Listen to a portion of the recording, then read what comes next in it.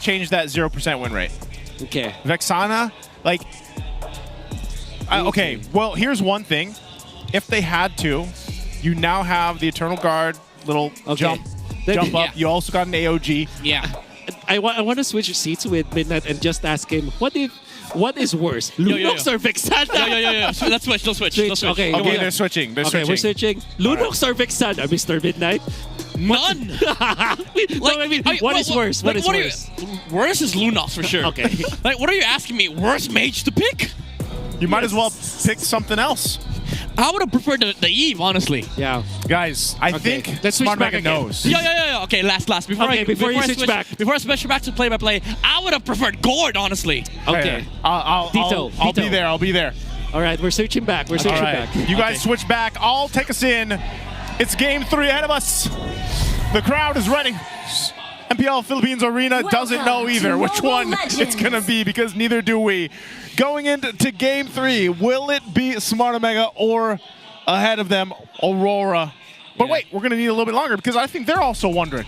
Yeah, let me just propose a theoretical scenario here, right? What's that? Vexana lands. The only thing that makes sense for the Vexana here is that his main contribution is the Eternal Guard. That's it. But let me pose a problem for you. Yes. If you're the Vexana, you're still holding on to. Labu jumps on you. What do? You flicker. You flicker out, and use then your pray. ults, and then pray that Labu does not use Landshaker and flicker on you. So basically what you're saying is this is a skill matchup. What I'm saying is his main presence gets blocked and stopped by the Lapu alone. Okay, I have a caterpillar effect. Caterpillar effect. Give me the caterpillar. I love Okay, it. Give me the caterpillar effect. He gets jumped on by the Lapu-Lapu, flickers out, instantly calls the Esmeralda and says, "Hey, Help. James, help! Tolong! Tolong bang! Tolong bang! Tolong James bang! Mpl-ID champ! Oh my God! Actually, Hey, Mpl-ID champ. Mpl-ID champ. it could work, man.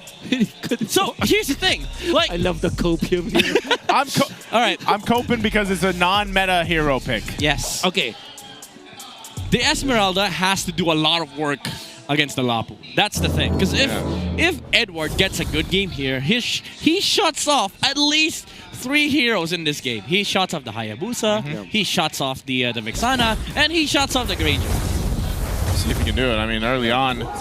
Okay. What we do like about the Vexana is it does threaten this Fredrin a lot because of the HP-based damage, and obviously the Terrified that's quite annoying for this Fredrin. However, it does not have that tech with the Zushin, for example, that can dash out if the Fredrin dashes in. Yes. So you don't have that cancel. So there's a lot of problems for the Vexana for sure. Yeah. And it's also a little bit awkward when you think about the fact that there is Chip on the other side. Yep. And also, one last thing before I stop Hating on the Vexana pick. Some people don't really think about this too much, but adding more units in a team fight benefits the Harith because he gets more ways to dash into the front lines. That's also true. Yeah, that's true. Well, I don't know. Again, I want to believe in Haji here, man. Haji's been around forever. That also He's played multiple roles, and whatever the comms were to bring out the Vexana, maybe they have the plan to make it work. I think, again, you'll have to see how it plays in the first objective because overall, that's really what we've seen. And also, we haven't talked about the fact that Demon Kite brought the Fredrin, who we thought we'd see in the previous matchup in the hands of Sensui. So it's, again, in this matchup in the discussion between the utility junglers versus the assassin junglers. Not to mention Light playing the chip here. My God. Those cheeky plays. 200 IQ play. Homing Light. What the hell? All right, so basically what he did was to tank the Rhapsody coming Brother, out from he does that. Like, that's Light, man. Yeah, right. He's a selfless player, man. Yes, But sir. Here we go. We'll see if the Vexana pick works here. Haji does have the Eternal Guard, but here we go. Lapu jumps into the front line, uses the Eternal Guard from Haji, but James gets zoned out by the Feather Hair Strike, and we call it. This is what Lapu does into the Vexana, and Yue shuts down the Esmeralda. Light falls, however, onto the backside. So Omega finds the equalizing kill, but Aurora gets the turtle. Yeah. it's just so funny to look at Super Yoshi revitalizing the Eternal Guard. Yeah. Hey, keep it alive. Keep it alive. That's our sixth man. Yeah, unfortunately, it's just fundamentally difficult for Omega to engage. They don't even have the ways to get to Yue. Yeah. Yue just skittered to the left side and then take out the Esmeralda when the moment he got his combo back. Yeah. And again, this is no way a prediction, but you saw how Haji reacted. Oh, whoa, Ryzen gets caught. Sorry, Light gets caught by Ryzen here. Use the portal, however, the shortcut is there. But Demon Kite's gonna have to back off. He knows he doesn't have the backup here because the Lapo stayed on top side. Okay, they went through a little too late, and they're like, oh wait, never mind. Let's just go back through the shortcut. So, yeah, Light, it's gonna be tough for him because now he's got a couple deaths, on him, and he was doing the right thing when he wanted to go ahead and start up things for Dominikai, try to give him some of that advantage. But again, it seems like Smart Omega has good answers. If the shortcuts drop down or they catch the Light, they're able to go ahead and burst him down. Also, meanwhile, Ryzen sitting on 2-0 is going to be great for him to go ahead and scale up now on this Hayabusa. He just got the Hunter Strike. Yeah. But another problem that Omega has to solve now is that Light has the ultimate, and in the first turtle fight, he didn't have it. So this will be even a more difficult fight. And to be fair with Haji, though, he's able to get out of there. What's happening? Aurora forcing out a lot of weird engagements. They're still going to have the ultimates in the turtle fight, but they're not connecting with the skills that they need to land onto Omega. It's interesting that it's happening that way. I mean, it just seems like there's a bit of a disconnect on some of the timings and whatnot, but there's turtles up here. They did secure the last one. You still have Edward up there on the top side. You can go ahead and join this. This is the power of having that shortcut, like we mentioned. Yeah. But Smart Omega will go ahead and want to contest this. Everybody's around this fight. Buff secured. They fight for space. Edward pushing down that little bit of extra gold. You're going to have to fight for it. Yeah, Demon Kite with the zone. He still gets the retribution. Yue with the flicker to reach the backside. AOG coming out from the gotcha here. But Omega, they have to back off. Revitalize coming out from Super Yoshi. So they don't even use the good engage coming out from gotcha because they don't have the position. Yeah. What I've seen now for Omega is that they're just surviving, but they're not fighting back. And this is still a problem. You can see Edward just hammering down the top lane because he knows that at any minute's notice, they can just get to the fight because of the ultimate. Oh, Yoshi gets reminded why there's a lot of value in the Fredrin. 5 seconds of crowd control, but here comes James with falling Star Moon. Flicker in from Haji, landing the stun onto Demon Kite, but here comes that Gracious Wrath. It doesn't hit anybody, but Haji goes down, but so does Demon Kite. Ryzen finds the kill. Demon Kite getting the shield soaked up here by James. Better Air Strike, not gonna land any hit onto the Esmeralda, but they are still going to be able to take out a tower on the bottom lane. Edward 1v1 against the Hayabusa. Good covering fire. Yeah, that's such a cool play coming out from Demon Kite, even after he died, because he actually Yo, look at this Lapu, bro. Yeah, so active. And the thing is, Demon Kite dashed forward after getting caught by Omega, and actually went to Haji, forcing Haji to just get back out even after utilizing the flicker. Oh, on Star Moon. Here comes the Eternal Guard. Edward is able to flicker out. That's the level and gold advantage with the War Axe complete. More HP. He does have the shortcut here on the chip, but they might just look for a macro play here for the side of Aurora. Yeah, so he gets out, but that's a flicker burned by Edward. Yeah. So that's still a resource down. You can see how much of a lead Edward has too, because again, he was able to go ahead and push that turret down, get a bit of that extra gold. So building in a little bit more here. How are the items for the rest looking? Yeah. Looking real good for Ryzen for sure. However, Netsky is still going to be catching up to Dominikai, who has 2 items now. It's the difference between like getting a little bit of gold ahead of your gold laner, because in the third turtle fight you have 2 items, whereas your opponent only has 1. Light, he sees Ryzen here. We saw this play one time when they were up against CNC. This catch from the chip will be big if he finds the Hayabusa, but Smart Omega, they're playing the smart. They don't want to engage for the turtle fight because they don't see anybody on the map. Pretty smart here for Omega. Yeah, and right now, Rora just kind of controlling this game. 3-3 for the Turtles, 3,000 gold lead ahead. You're really starting to look at, okay, what can Smart Omega do here? Yes, Ryzen might be 3-0, but even as a Hayabusa for that, you can't just clearly jump into these fights, and deal with that. So the focus has to shift here for a bit for Smart Omega to make this work. Yeah. Again, if you're Smart Omega, this is the point of the game wherein you don't open up the scoreboard, because if you see the Hayabusa having the same amount of gold with the Fredrin, you're not going to be happy. Yeah. You can see that Omega didn't, even when they have the numbers advantage over Light, they did not even attempt to kill him. The scouting him out is enough because they know that the shortcut is always a threat. And they don't have enough ways to deal with that. And I don't think that they will have the tools to deal with that later on. So they have to be very crafty about their initiations. Yeah, part of this though too is maybe at some point, in the near future, Smart Omega can start to play around Netsky. I think he's had a relatively decent phase to go ahead and lane and farm up to what he needs, but this is where you have to kind of hope that James can lead that charge like we've been mentioning. But look at this, another turret's going to go down here. Oh, tier 2. Pure objective from Aurora. AOG though, it's going to land, but the purifies there from Doming Kite. Revitalize coming out from Tsuruyoshi. Well, they're going to crash down.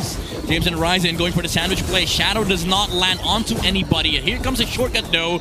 Oh, Demon Kite, after TPing in with the energy eruption, hoping to catch a hero on the side of Smart Omega.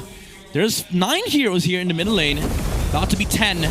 With Netsky joining the fray. Ryzen with the shadow onto the backside. Flicker coming out from UA. But there's strike though. The punish and the crowd control is there from Aurora. Eternal Guard used here by Haji. But up to what cost? They can't even find a single target here on Omega. Oh, they're going to be able to maybe put some pressure on the turret. I thought they would get it, but Lord is up here. They'll get in position. Light still holding up on that front side. And it might just be looking to make a play. This is a hard-fought Lord for Rora. Started up top, taking that tier 2.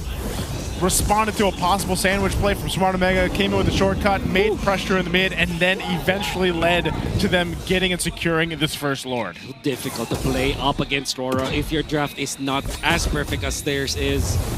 For Rora, say the first 3 picks were phenomenal.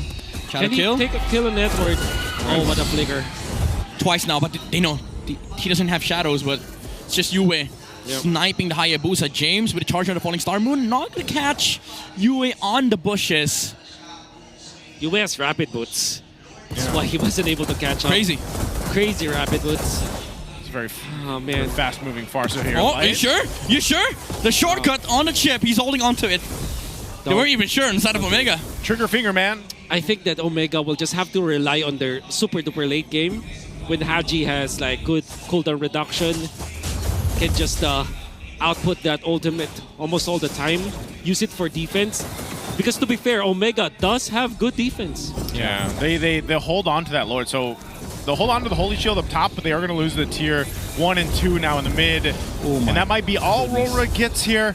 Zoning out with the Feathered Airstrike too. Yeah. So it's still Smart Omega in the game. It doesn't, like, even when you see the 7,000 gold lead, you can still feel the pressure that this lineup for Smart Omega can put to Rora. And that's why they are being a little more disciplined and kind of calculated with their approaches here. Yeah. It's all about map control for Aurora, but also for Smart Omega. They just have to find these windows or timings of their lineup. Demon Kite though, going alone. Feathered Airstrike is there, but the damage, it is going to be enough for Ryzen with the Retribution to kill the Fredrin with the Shadow kill. Super Yoshi left alone in the front line though. Zaman Force being committed by Dominic. But here comes James with a Falling Star Moon. It's big onto 2, but where's the other members? Shadow from Ryzen catches Light here. Then James still in the front line. Not enough damage to take out the chip, however. They get the purple buff on Netsky, but that's about it. To be fair, that was Rora, a little bit of mistake, especially from Demon Kite. It's quite an uncharacteristic movement coming out from Demon Kite. That might be going for the... Is he going for Guard? Yeah. Ryzen? For the helmet, yeah. Yeah, for the helmet. Yeah. So he's almost there. So, by the way, when James jumped on... because they had a lot of potential to jump on any other hero, but he wanted to go for Edward, which is, in a way, he was built to be the one to counter the Lapu-Lapu anyways, but unfortunately, because of so much crowd control immunity coming out from the Lapu-Lapu, there was really no way for them to take him down. Yeah, I thought he was going to jump on the Harriet, but apparently he was just waiting for the other members of Omega to arrive, and they didn't have enough time to catch up to the setup.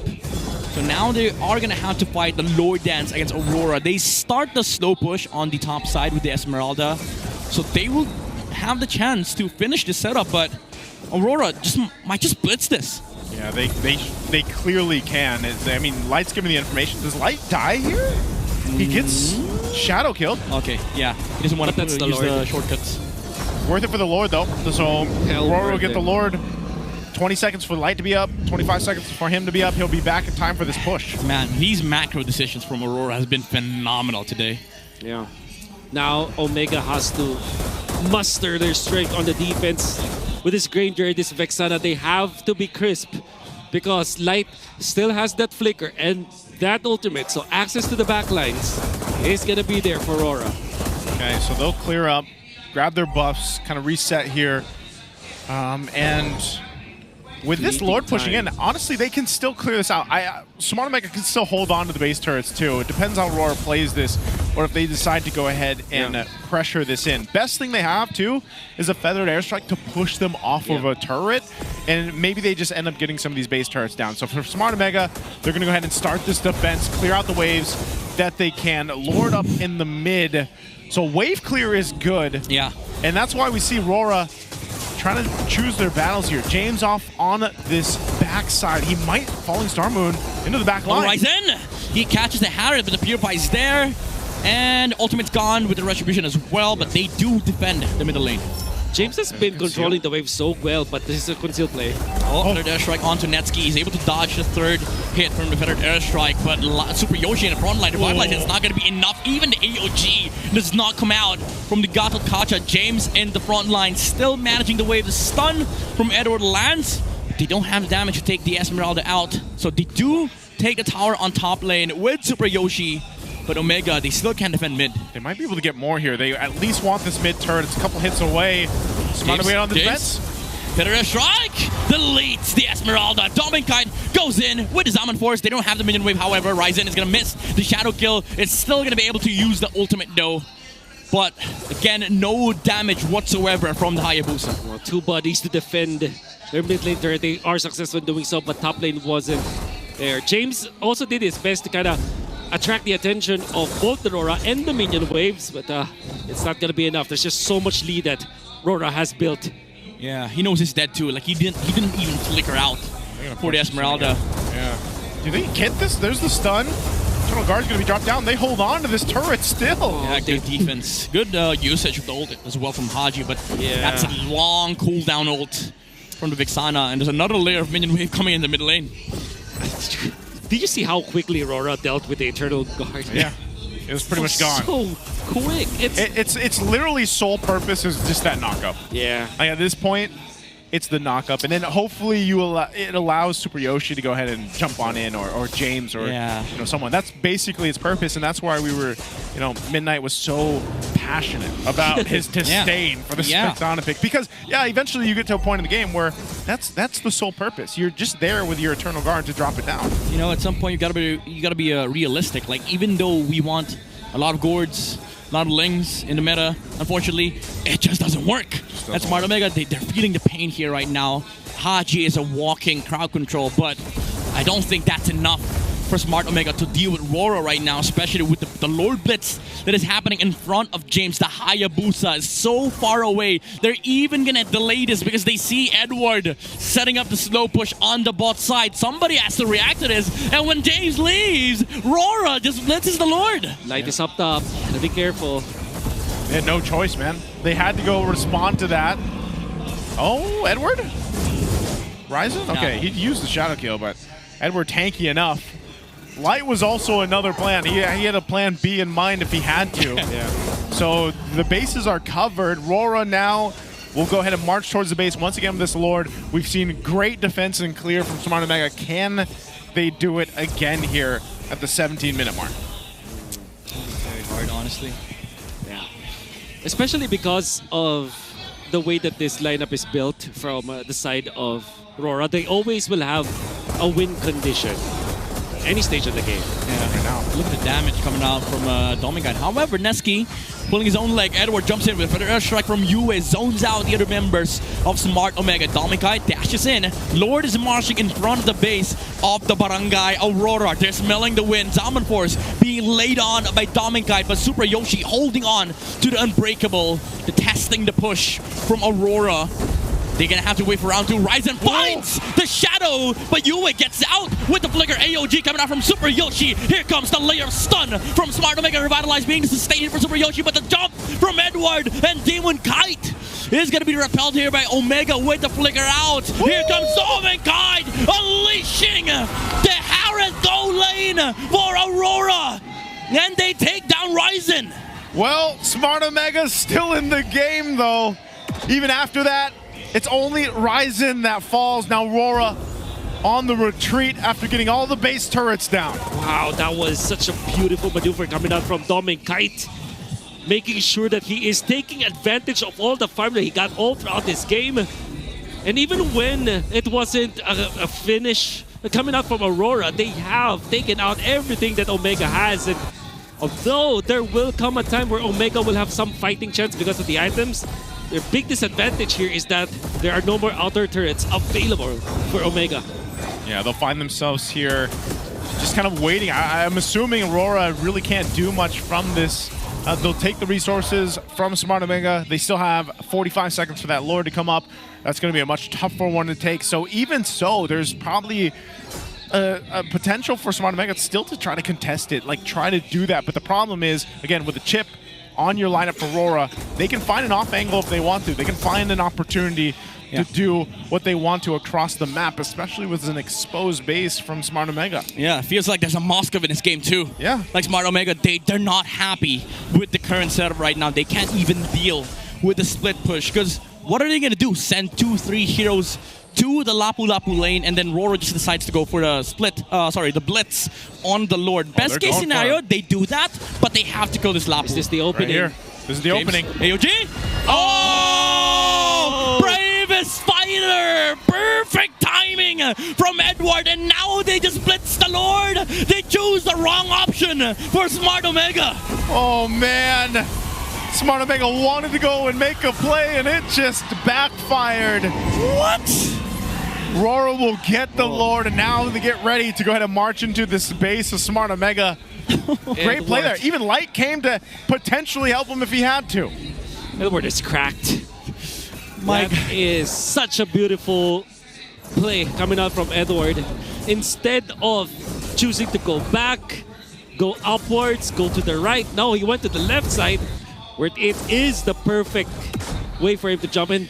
It's just actually so weird to see that Super Yoshi popped the ultimate first. And I think it would have been better if James was there first. Yeah, but the thing is, that jump from James came from the bush. That was almost instant that he lands the jump onto Esmeralda, but they find the jump here onto Light. The chip's out. Shortcut has been used though, AOG from Super Yoshi to disengage. But Rora, they still have the Lord, and they still have Dom and Kai. Feather Air Strike here, used by Yue. Here comes the Zaman Force onto the front line. Ryzen can't even find the Varsa because of the Winter Crown. And James tries to go for the Varsa. Here comes the Tower Lock from Dom and Kai. Winter Crown, and he turns the barangay into his own nation as Aurora continues their domination. Rora will get it done in Game 3, and they're able to win the series 2-1. Took so much from